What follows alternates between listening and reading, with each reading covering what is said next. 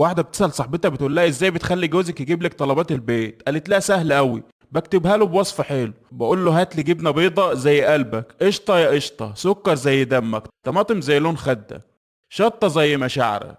فصاحبتها قالت لها خلاص فهمت، راحت كتبت لجوزها حبيبي هات لي معاك بصل زي ريحتك، ليفة غسيل زي شعرك، بطاطس زي قفاك، بدنجان لون وشك. زوجة قاعدة غضبانة أول ما شافت زوجها راحت مدياله بالقلم على وشه. قال لها إيه ده؟ أنت بتضربيني؟ قالت له أيوه، في ورقة في جيبك مكتوب عليها ميمي، ممكن أعرف ميمي مين؟ قال لها يا حبيبتي أنا كنت مشترك في سباق أحصنة واللي كنت مشترك معاه اسمه ميمي. فقالت له أنا آسفة يا حبيبي وخدته في حضنها وبسيته. تاني يوم راحت جاية مدياله قلمين على وشه. قال لها في إيه تاني؟ قالت له الحصان ميمي عايزك على التليفون. واحد بيقول لصاحبه كل ما اجي متاخر بالليل الاقي امي قاعده مستنياني ومعاها ابره وخيط وتقول له خد يا ابني بالله عليك دخل لي الخيط في الابره، وكل يوم على الحال ده. جيت في يوم سالتها ليه بتخيطي بالليل يما؟ قالت لي مش بخيط، انا عايزه بس اشوفك جاي سكران ولا فايق. مره ضابط شرطه زهق من البندقيه جاب حمصيه.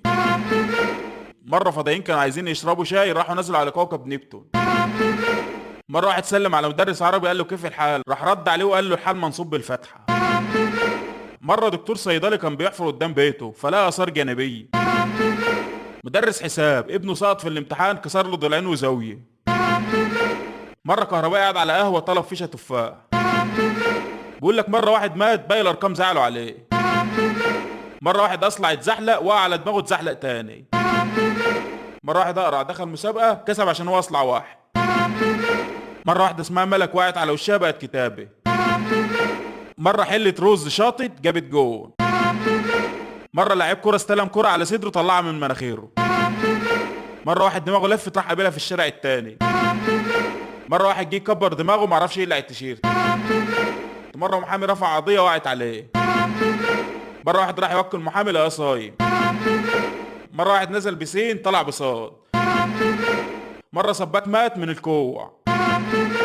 مره اتنين عملوا دايت واحد خس والتاني جزر.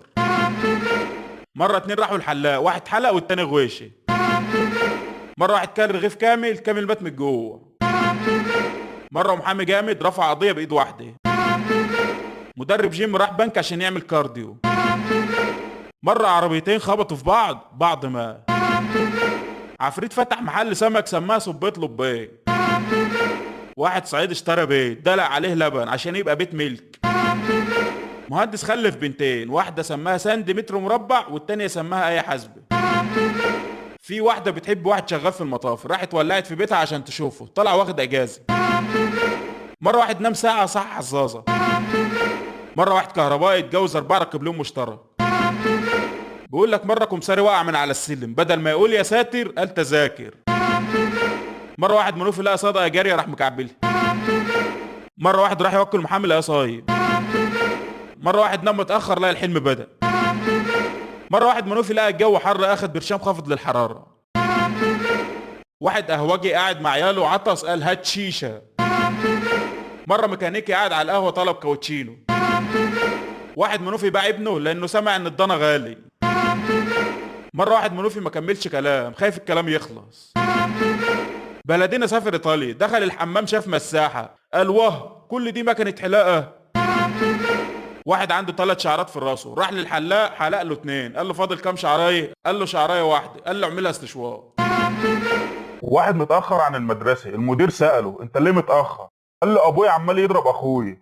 المدير قال له وانت ايه دخلك؟ قال له ما هو بيضربه بجزمتي.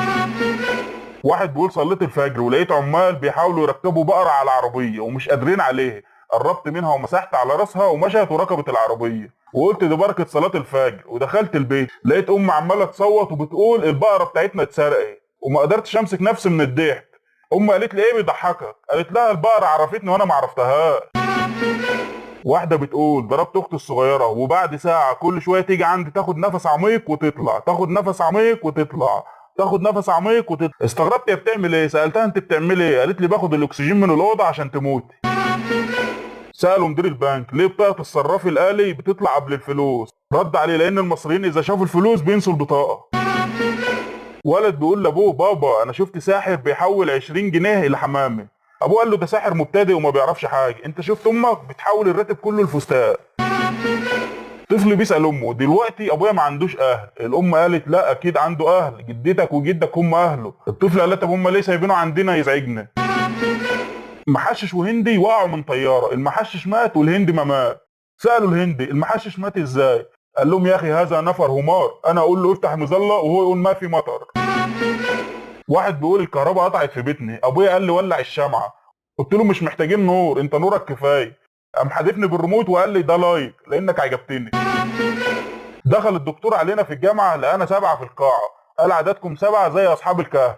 قمت انا خفيت دمي وقلت له وسامنهم كلبهم، ومن يومها الى النهارده وانا مش عارف انجح في الماده. يهودي سأل محشش بيقول له احنا اليهود بنحرق امواتنا وانتوا المسلمين بتدفنوا امواتكم ليه؟ المحشش قال له الكنز يدفن والزباله تحرق، كم انت كبير ايها المحشش، اديله على صرصور ودنه.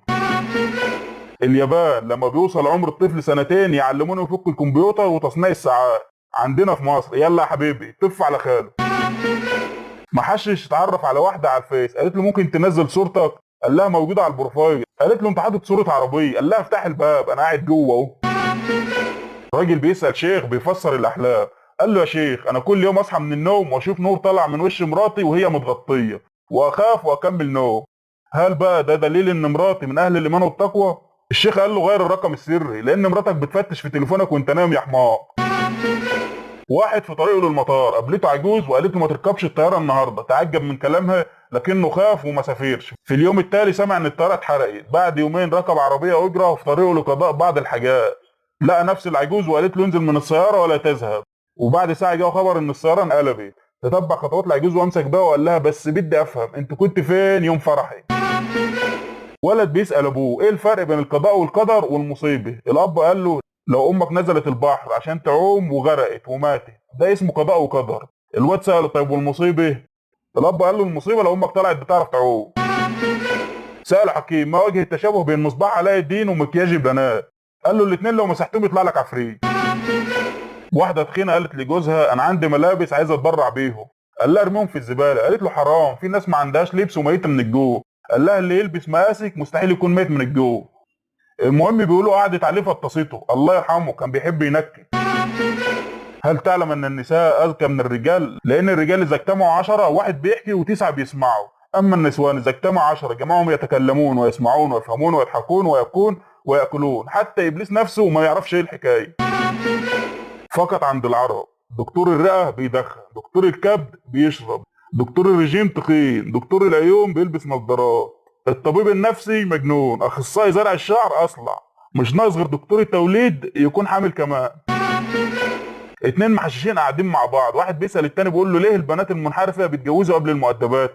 التاني رد عليه قال له لان الناس اللي شافوا بنت منحرفه يقولوا الله يستر عليه، واللي شافوا بنت مؤدبه يقولوا الله يخليها لاهلها. يا جماعه ركزوا في دعواتكم، مستقبل البنات بيضيع.